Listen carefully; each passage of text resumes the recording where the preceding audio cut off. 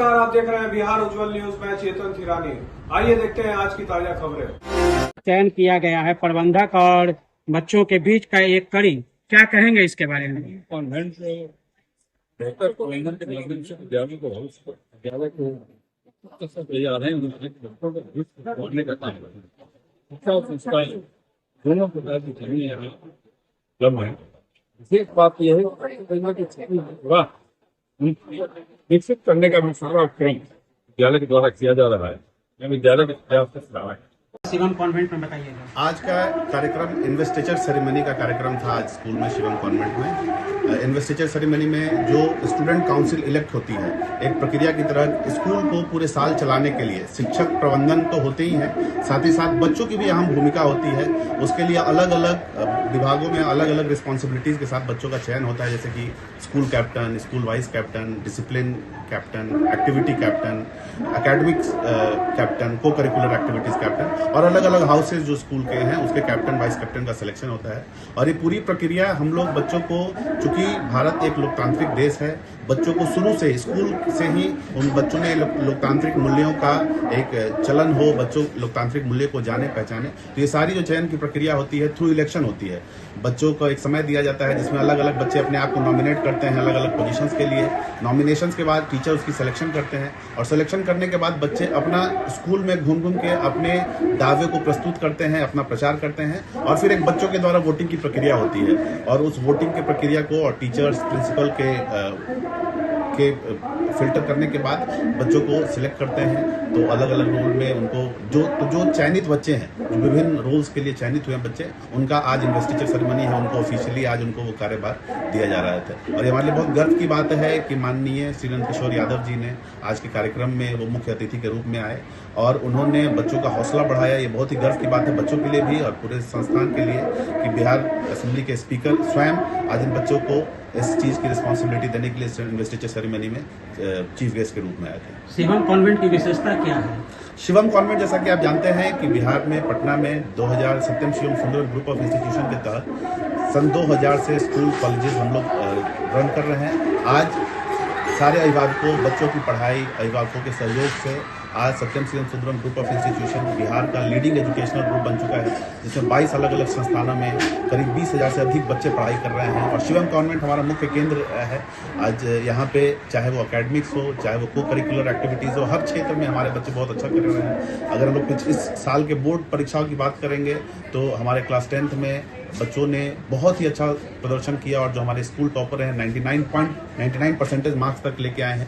तो ये स्कूल के एकेडमिक स्ट्रक्चर को दिखाता है, किस तरीके से टीचर, प्रिंसिपल और पूरी टीम मेहनत करती है बच्चों के एकेडमिक्स में। और उसी तरीके से एक्स्ट्रा करिकुलर की हम बात करें तो विभिन्न स्पोर्ट्स में, विभिन्न कल्चरल एक्टिविटीज जो बिहार में और बिहार से बाहर स्टेट में बाहर होते रहते हैं, तो बच्चे उसमें भी कई मेडल्स, ट्रॉफीज जीत के आते रहती हैं। तो हमारा यूएसपी यही है कि बच्चों का एक ओवरऑल पर्सनैलिटी डेवलपमेंट हो, पढ़ाई के साथ साथ बच्चे बाकी क्षेत्रों में भी आगे बढ़े। आपने परिचय?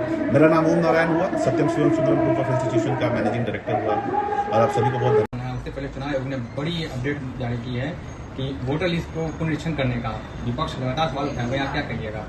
देखिए, इस पर विपक्ष का सवाल उठाना बिल्कुल लाजिम है। जो इतना बड़ा देश है और इतना हम लोग के यहाँ भी अपडेशन नहीं है, लोग इतना अवेयर नहीं है और इतने कम समय में वो करना, वो एक्यूरेसी में उसकी बहुत शंका है, कोई एक्यूरेसी नहीं आएगा।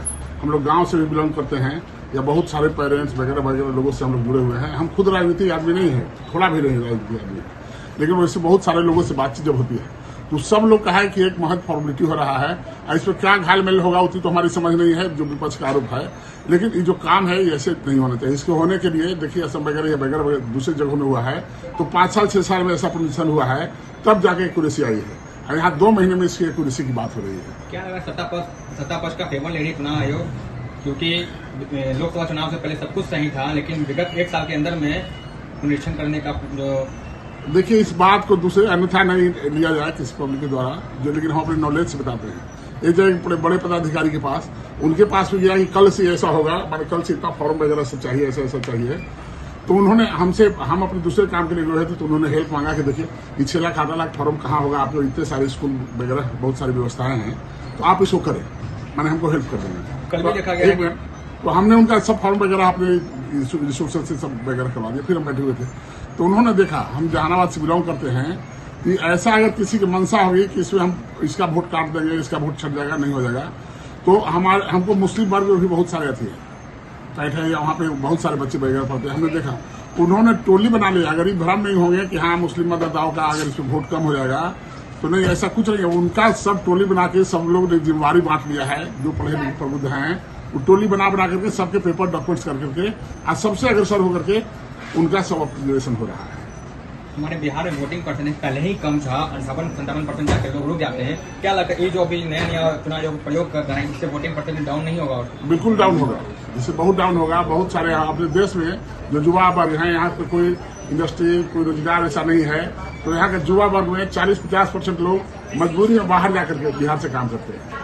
अब उस सब लोगों को संभव नहीं है कि जहाँ जिस फैक्ट्री में वगैरह में कंपनी में काम कर रहे हैं वहां से आए जाएं, उनके पास उतनी एबिलिटी भी नहीं है, उतने पैसे भी नहीं है, उनको छुट्टी भी मिलेगी या नहीं मिलेगी, इस पर शंका है।